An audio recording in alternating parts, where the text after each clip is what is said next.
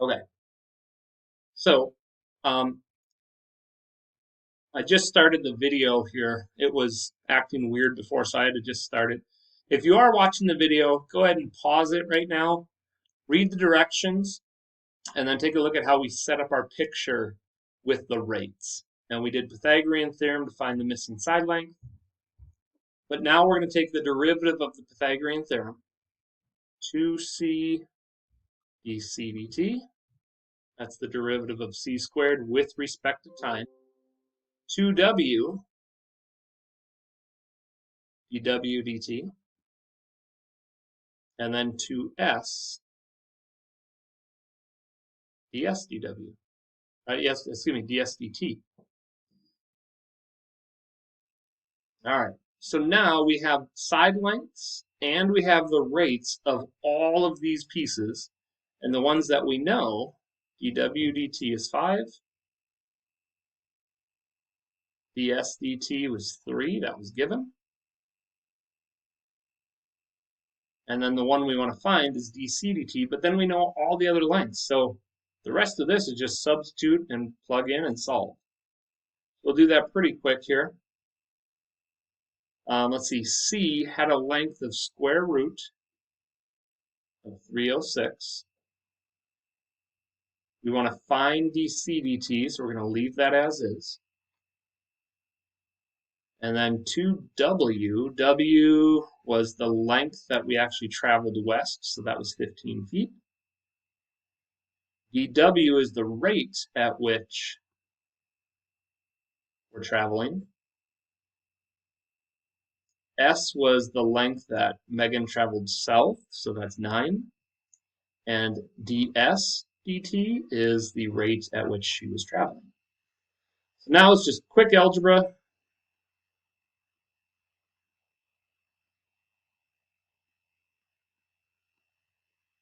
I'm going to do all this kind of in my calculator quick, just to get a nice friendly number.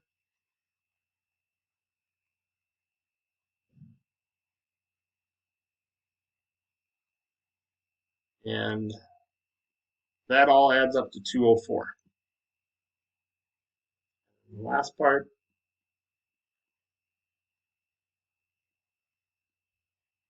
to avoid any crazy algebra, I would just leave it like this. And then I would do, now I would grab my calculator and just put this in parentheses and get the approximation. So 204 divided by 2 times the square root of 306.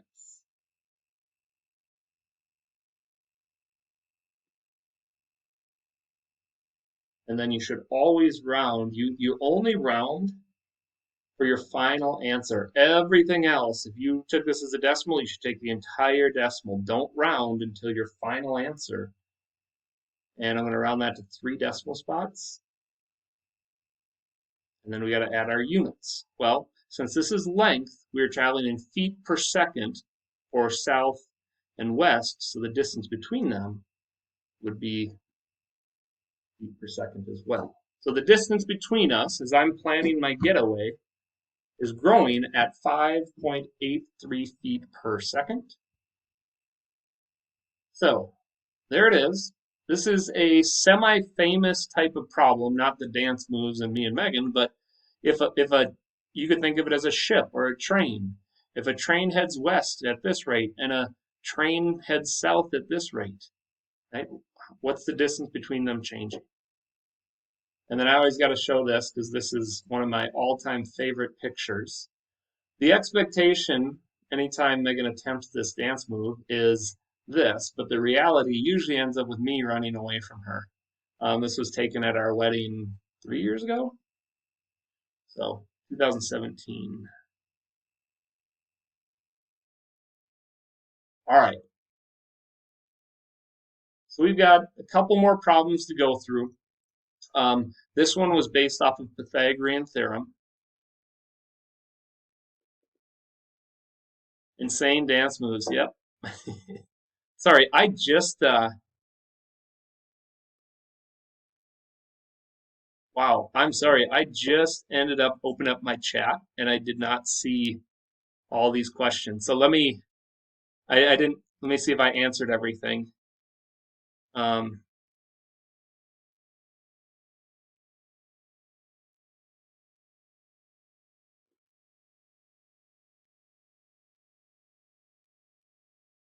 okay, so the video was not going on. For some reason, the video was not working until we got this picture drawn. Now the video is working. What I'm going to do is tomorrow I teach the same class. I'm going to hope, and the video usually works well in the morning. So I'm going to record this exact same lesson all the way through. So that way you can catch the warm up and anything we did before this problem. But for the meantime, I will still post this video um, until I get a better one to replace it. Let's see.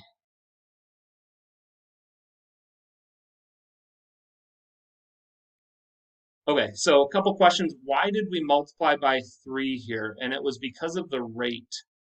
So how far is the distance between them changing after 3 seconds? So notice if Megan was heading south at 3 feet per second, and we 3 seconds had passed, that means every second she went 3 feet, or 3 times 3 is 9.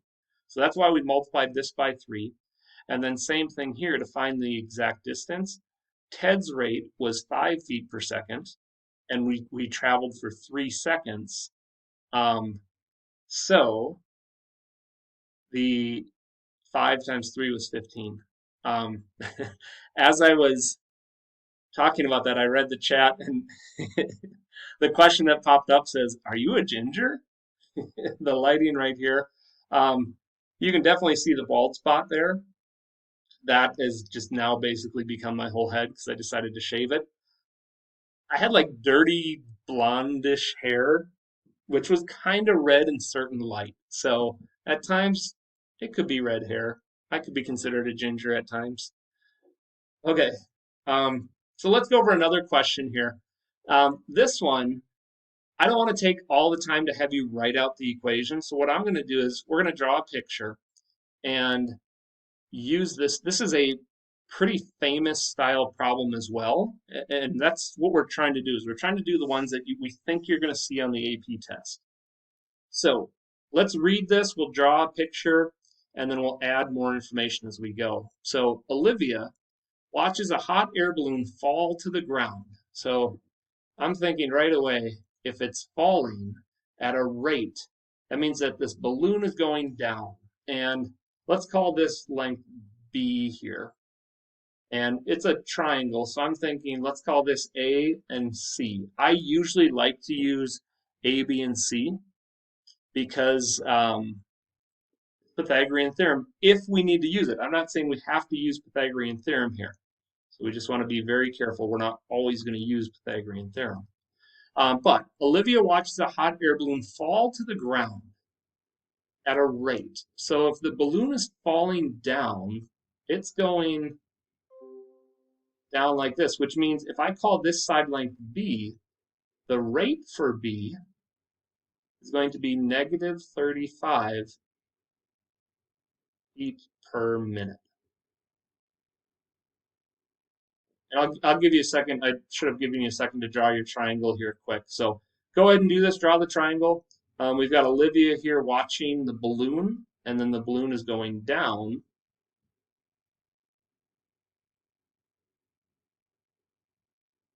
at a rate.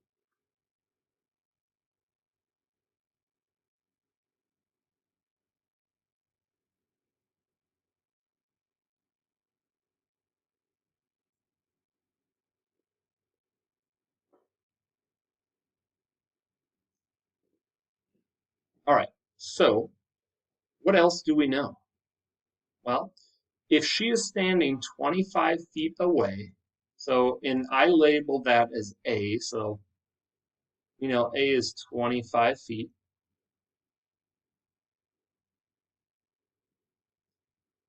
If she's 25 feet away from the balloon horizontally, basically if it fell into the ground, she would be 25 feet away. What is the rate at which the angle, this is really interesting, what is the rate of the angle between her and her line of sight changing when the balloon is 100 feet off the ground? So how is that angle changing when the balloon is 100 feet off the ground? Well, 100 feet would refer to what we call B. All right, now notice, they don't really say anything about the hypotenuse, and we don't really care about it right now. We could find it using Pythagorean Theorem if we need it, but I don't want to do extra work until I know I need it. So the big problem or question with this problem is they're referring to the angle. I need to figure out what is the rate of the angle, or in this case, d theta dt. How is this angle changing as she watches the balloon come down? Well, what do we know? This is my angle of reference, and the B is in the opposite spot, right? That's opposite side, and the adjacent side is the ground distance. So I have opposite and adjacent. So wait a minute, what equation do I need up here? I'm thinking if it involves an angle measure, that's a trig function. And I have the opposite and I have the adjacent. So I'm going to use the tangent equation. And tangent is TOA. So it's the opposite side over the adjacent side. Now here's the part where you got to resist the urge. I know we know what the lengths are, but if I plug the lengths in here right away, that's not going to give me any of the rates. But, so this is the equation that I want. Is any one of these constant? That's the key. And notice, B is changing, right? As the balloon goes down, we are going to be going different feet per minute. So my balloon is going down, but the distance between them is always staying the same. So instead of calling it A, since A is constantly 25 feet, let's plug 25 in. So if you know for sure that one of the variables is a constant and it's never going to change in the problem, plug it in, because that makes taking this derivative so much easier, so we don't have to do a quotient rule here. This is a much friendlier derivative. All right, so here's my equation. And what do? We take the derivative with respect to time.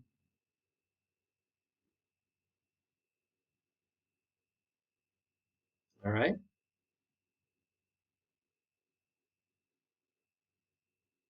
So the derivative of tangent is secant squared. But then we do have kind of a chain rule, because the derivative of tangent is secant squared theta. But then I have to take the derivative of the inside part, which is d theta dt. And that's what we're looking for, right? That's our answer. And then the way I think of this, I'm going to erase this, but if you really wanted to, you could pull the b off to the side and think of this as 1 over 25 times b. So the derivative, 125 is a multiplier, the derivative of b is db dt.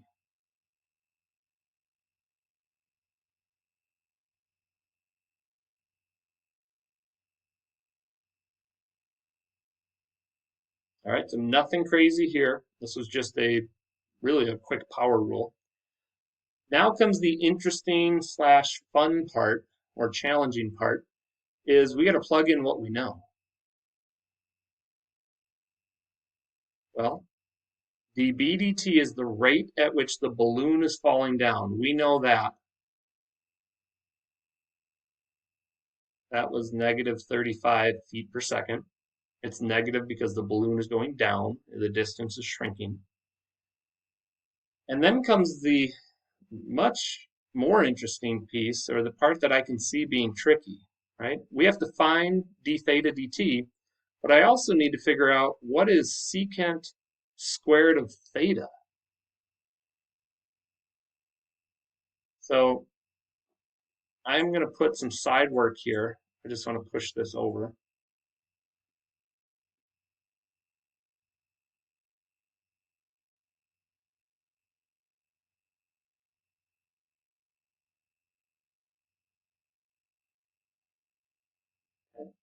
My side work is trying to figure out what is secant squared of theta going to give me. Well, the nice thing is we know that I can write the squared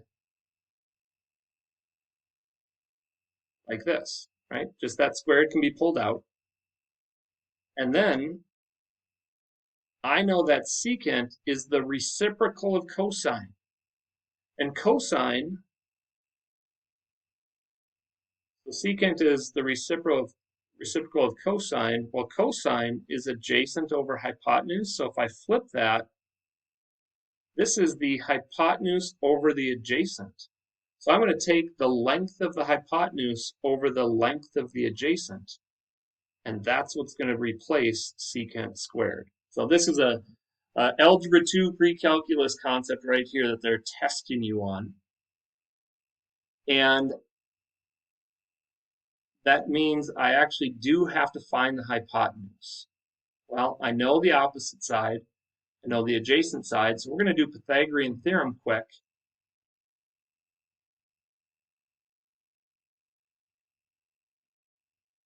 To find that. And you don't have to show any of this work.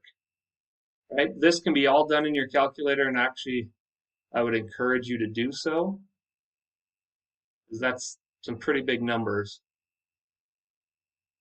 I think I put 1, 2 zeros. And actually, I'm just going to do that. I'm going to grab my calculator.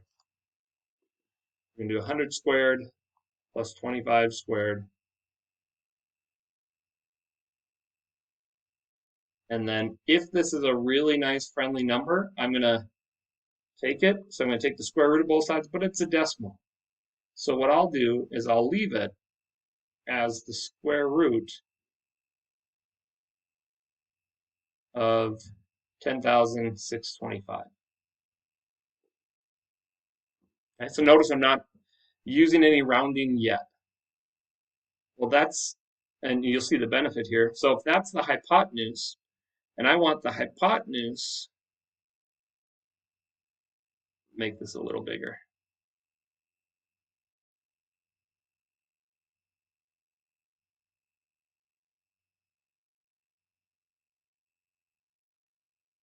Okay, so well, what is secant? Secant is hypotenuse over adjacent, so it's the square root of 10,625 over the adjacent, which is 25.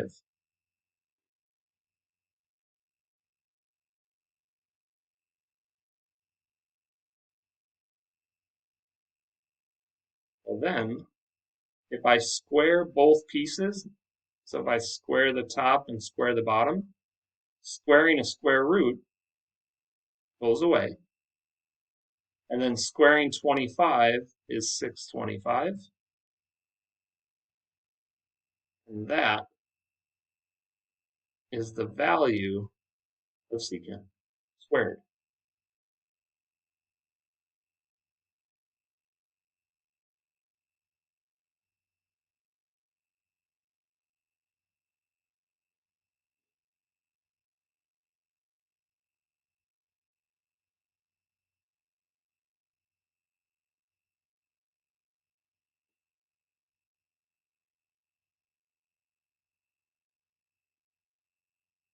Okay, so that's the tricky part. I might review that again here, and actually there's another problem like this later on. So here's what I would do.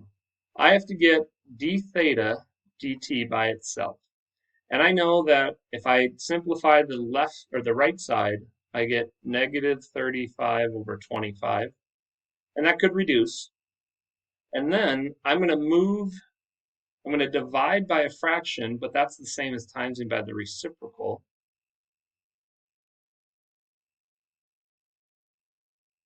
So that's what reduces this out and leaves d theta dt by itself. And then, I mean, since these are such big numbers, I'd grab my calculator anyways. And we're just going to multiply those fractions together.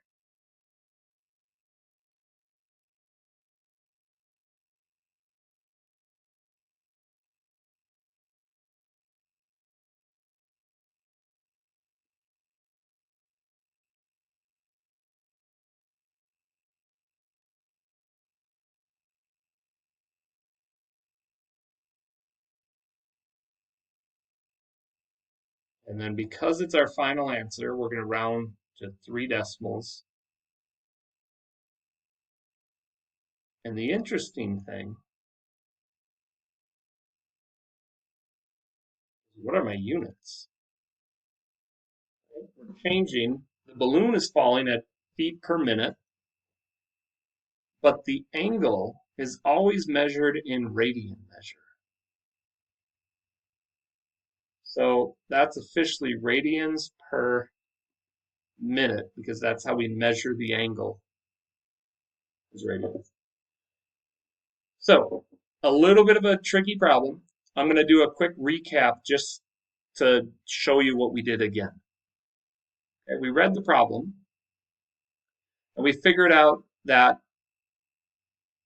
the balloon's rate was going down at negative 35 feet per minute. And we knew the length that the balloon was in the air at 100 feet. We knew that Olivia was 25 feet away from the balloon where the balloon will land on the ground. And then that's what allowed me to say I have an angle measure and an opposite and adjacent. So that's where tangent came from. That's the hardest part, I think, is coming up with that equation. Then I took the derivative, but A was a constant because 25 feet is never going to change if the balloon is coming straight down. So I just plugged 25 in before I took the derivative. So then we took the derivative implicitly. And then we had to figure out, we knew what dB dt was. That was negative 35 feet per second. We're looking for the rate that the angle's changing, but the tricky spot was this trig function. I had to figure out what is sine squared of theta. Well, or excuse me, secant squared of theta. Secant is the reciprocal of cosine, and if cosine was adjacent over hypotenuse, that means secant is hypotenuse over adjacent. So you don't need to show any of this side work, and you could have just said, well, take the hypotenuse, which we had to find by Pythagorean theorem, over the adjacent, and then I ended up squaring it here. So I squared it in my side work, but that squared didn't go away. We used it, and that's where this number came from, and then it's just algebra, solving for d theta dt. So let's look at another type of problem, and this is the one that Mr. Loeffler did. It's very similar, and there's no pun intended, but this one involves similar triangles, which can be very tricky.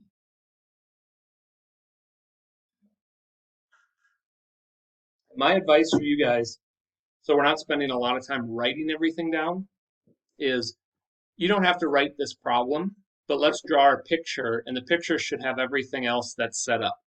And I'll tell you, I do one extra step when solving a problem like this than what Mr. Loeffler did, because it helps me understand what the similar triangles are looking at. So I might actually just write up here,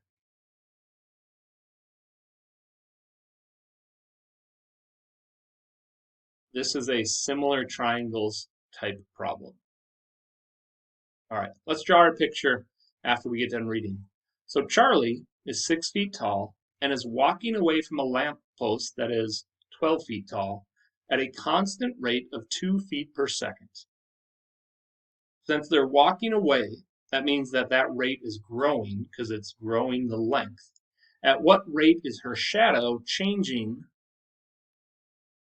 the length? At what rate is her shadow changing length when she is 20 feet away from the lamppost? Let's do this first. Let's draw the lamppost. Right, there's our bright shining light. And then we know that Charlie, she is 6 feet tall.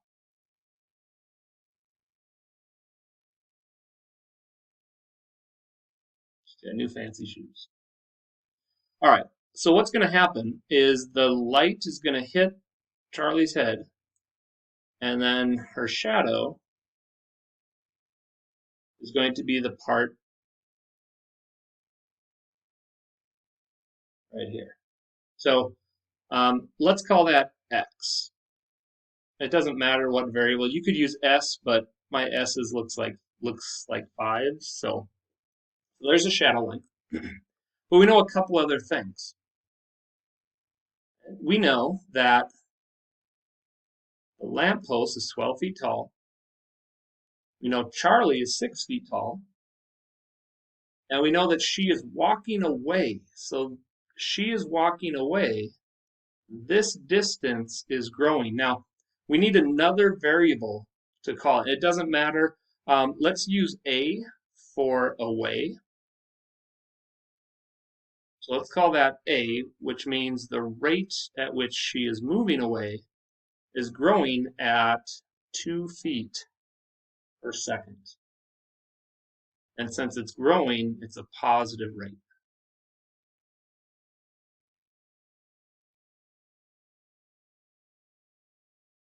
Okay, so there's our picture.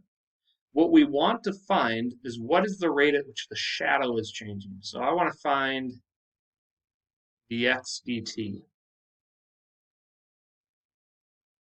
And notice there's two constants here, right? The lamppost height and Charlie's height. None of them are changing. So here's the one extra piece that I do that you may like or you may not. Let's redraw this as two similar triangles.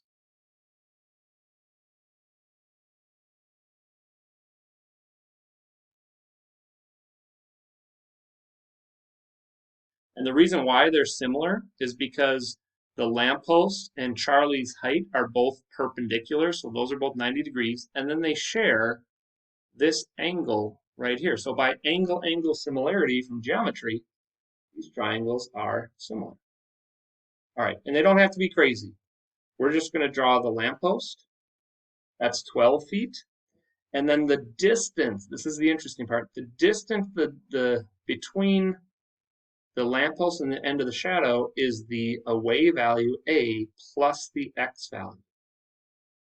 And that's the spot that I think redrawing the triangles, it really helps you understand that that is the full length, the A plus the shadow length. And then the other triangle is going to be similar by angle, angle. And we have Charlie's height that is 6, but then this is just the shadow length.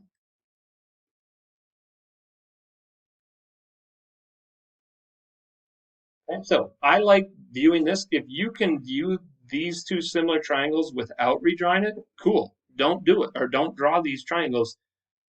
You only need to draw the ones that you need to solve the problem. So now, from this picture, we need to set up our proportion,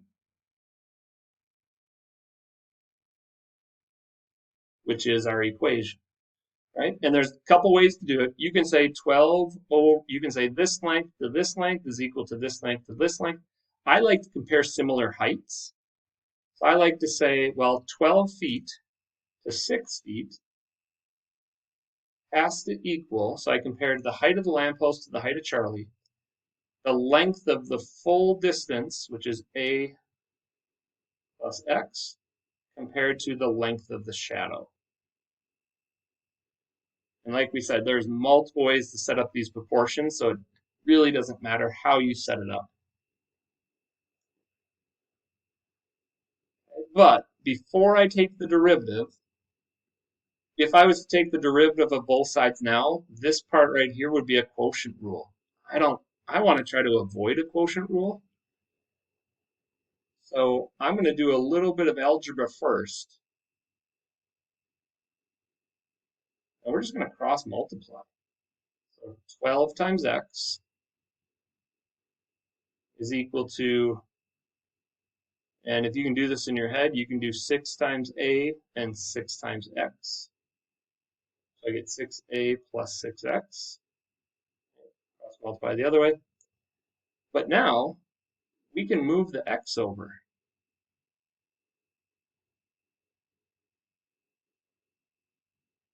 And I got to be careful with that word solve. I want to basically move the 6 over here. We're going to combine like terms.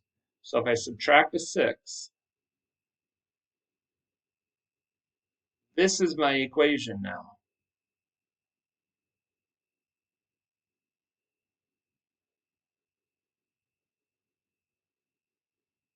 And that's what we want to take the derivative of.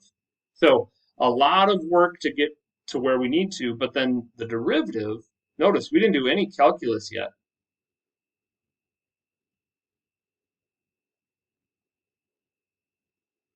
Now we're going to take the derivative, which is where the rates will appear. And that's the dA dt, which we know, and the dx dt that we want to find.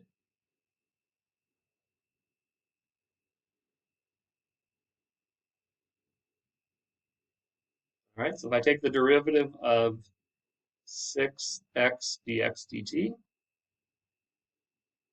derivative of x is dx dt, and then the derivative of a is dA dt.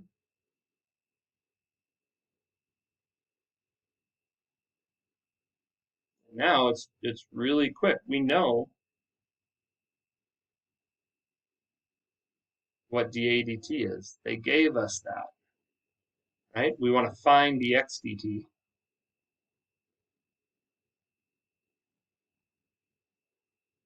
So hopefully the rest of this is super quick.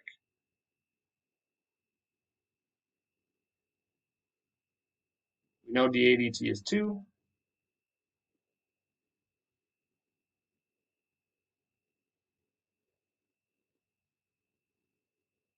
And you could do this in your head if you want. 6 times 2 is 12. If I divide by 6, we get 12 divided by 6, which is 2. And the rate is feet per second.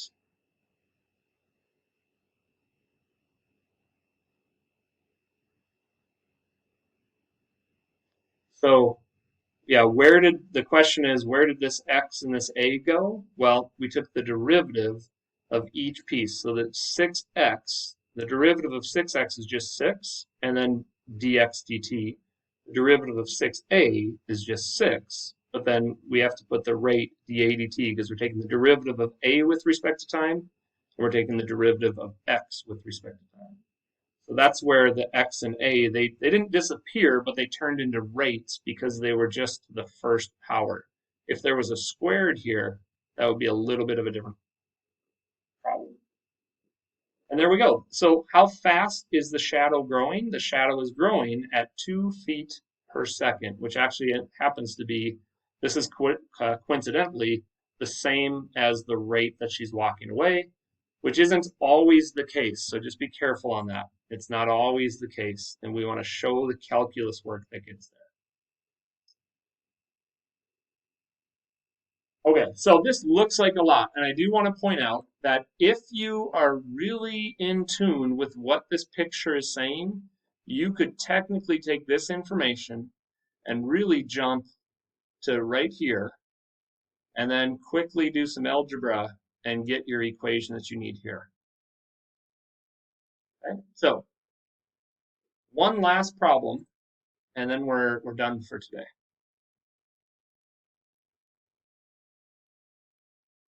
All right, this is called the fire hydrant problem, and it's not any special problem other than picture a fire hydrant and it's spraying water out, and that water is forming a circular puddle.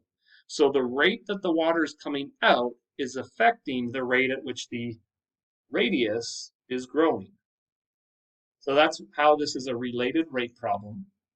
You don't really have to draw a giant picture.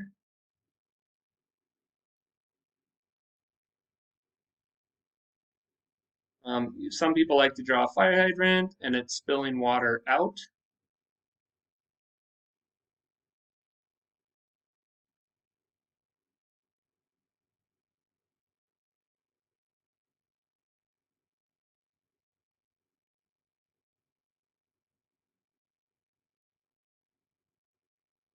But it's not the fire hydrant that we care about, right? It's the water's coming out, and what's happening is it's making a puddle, and it's a circular puddle, so pretend this is a nice circle.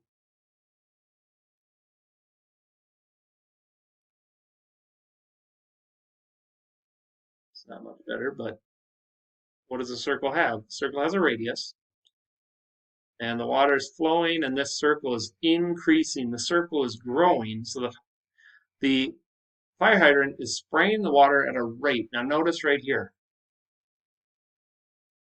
this is kind of an interesting piece, but that unit tells me exactly what this rate is. Feet squared per minute. Well, the only measurements that we have with feet squared is area. So you have to read this problem very carefully and pick that out, that this is the rate at which the area is changing. And it's the area of what? It's the area of a circle. So there's my equation. Area is equal to pi r squared. And then our job is to figure out how quickly is the radius of the puddle changing at 13 minutes after it's sprayed. So that's also a pretty interesting piece, but dr dt is what we're looking for. How quickly is the radius going after 13 minutes? Well, that is going to actually help me figure out what the area is. Okay, so I'll show you where that 13 comes in a second. But here's what I would do first. So what do we know? Well, I have to figure out what the area is at 13 minutes. So I'm going to do the rate times 13.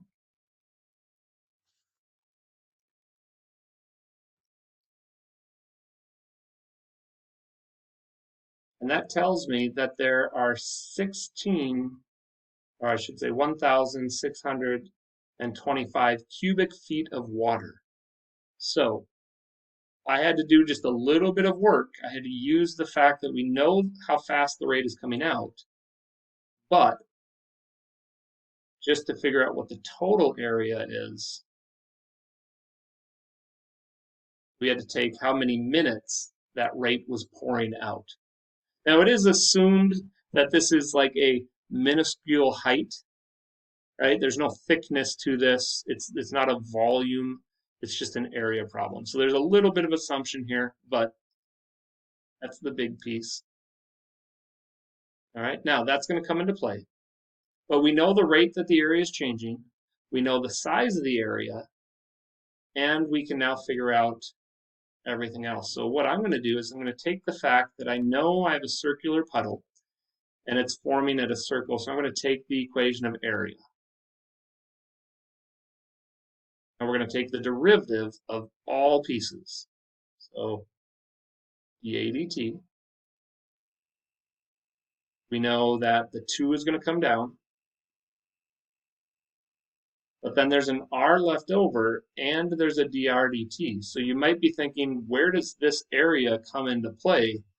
Because the derivative of the area goes away. So the 1625 is not part of this original problem, but we'll show you how we use it here.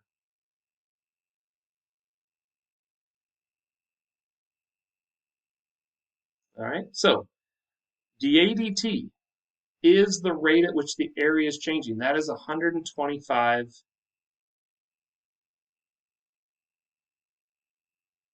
feet per cubic feet, or square feet per minute. So that's 125. But then I run into a small problem. I know I want to find dr dt, but the problem that I run into is what's the area? They don't tell me what the area is, but they tell me the time which allowed me to find the area. So if I know the area, can't I use that to find the radius?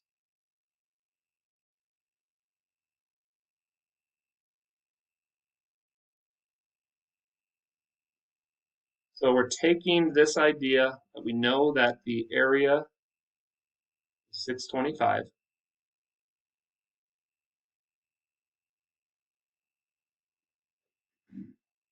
And then I can divide by pi, I can use the square root, and I can find the radius. Okay? Now, here's my advice. Don't grab your calculator right away. I want this value to be exact, and it's going to be actually pretty friendly if you leave it in the form that we're going to leave it in. So I'm going to divide by pi first.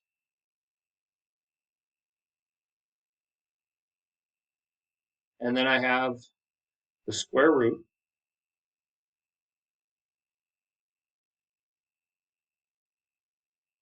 And that is much easier to write than trying to round and accurately hold decimal spots.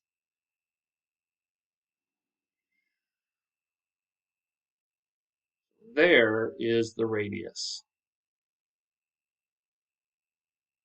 I don't think I left myself enough room to fill that in, so I'm going to fill that in here quick.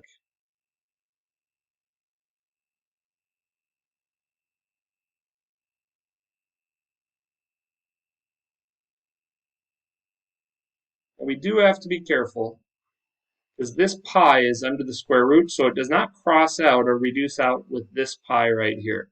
There is some stuff we could do, but to be honest, grab your calculator here. And what I would do, well, actually, you know what?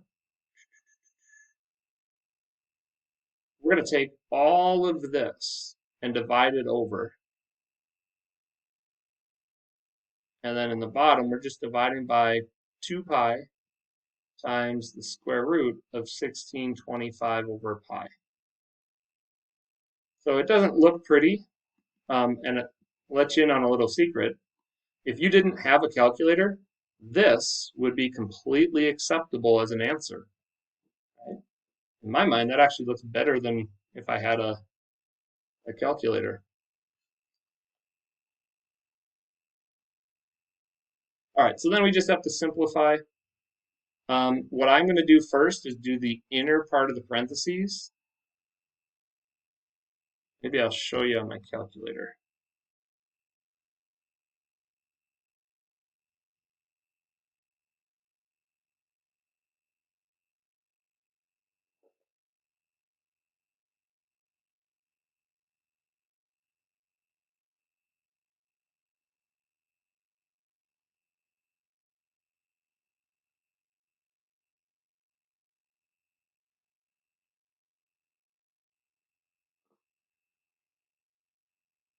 All right, so if you're really good with parentheses, you can plug this all into your calculator at once. But what I'm going to do is I'm just going to do the denominator first. I'm going to do 2 pi parentheses square root of 1625 divided by pi. And then notice I am very careful that that square root went all the way across. So if I hit enter, that's my denominator. And I'm going to do 125 divided by that answer. And that'll give me the rate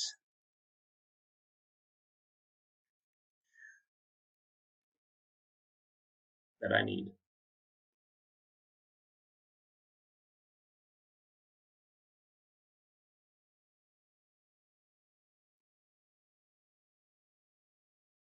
And actually, I should be careful. You can round to more, but you always want to be accurate, super accurate to 3 decimals. So that 7 would round that 4 up to a 5.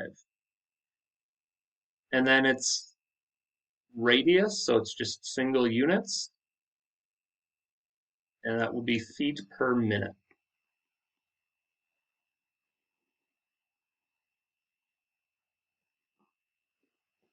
So this is just a kind of similar to the problems you guys did on the last two questions of delta math, where you had to take the information, you had to use it, and then you had to find a missing piece. In this case, we had to find the radius using how much water was spilled out on the area first. And then I hope that you look at your answer and you think, this is a positive rate for the radius. Well, if the circle is growing, the answer should be positive anyway. So that's just a really quick way to know you're at least headed in the right direction. If you've got a negative answer, that means something went wrong somewhere and you'd have to go back and check. Let's see. So related rates are not easy. They get easier the more and the more practice we get. And that's hopefully encouraging you guys to do a little bit more homework, or if you do get stuck, you're coming into the office hours and getting help. All right, I'm going to post this video and I will post the work that we did here. So if you need to look back on it, you can. Your homework tonight is in the textbook. And originally we had put 49 on there. 49 is kind of tricky and almost, I'd say it's nasty. So we're not going to do 49. All of these answers are posted in Schoology already. So I want you to know that it's there so you can go and look at that when you need help. If you get stuck, you should look on it and not fully copy, but you should at least check to see that you have the right equation and you're headed in the right direction. Okay. I'm going to mention one thing here quickly, and then I'll be done. So on this balloon problem, I'll say that I did not plug in my constant right away. And if you look at the homework, there's a couple problems like this on the homework. I did not plug in the 25 here, and what I did was I moved the A over here, and I did a quotient rule, or excuse me, I did a product rule and to find the rates. But then because this was a constant, its rate was 0. So I did a little bit less or more work on the homework than I would do here. And then I started realizing if it's always a constant, plug it in first, and that makes your derivative so much easier. So you might notice that if you look back on a couple of these problems in the homework. All right, that's all I got. We're done at 5 minutes early. I hope you have a great day. I'll be available in my office hours today from 1 to 2 if you have any questions.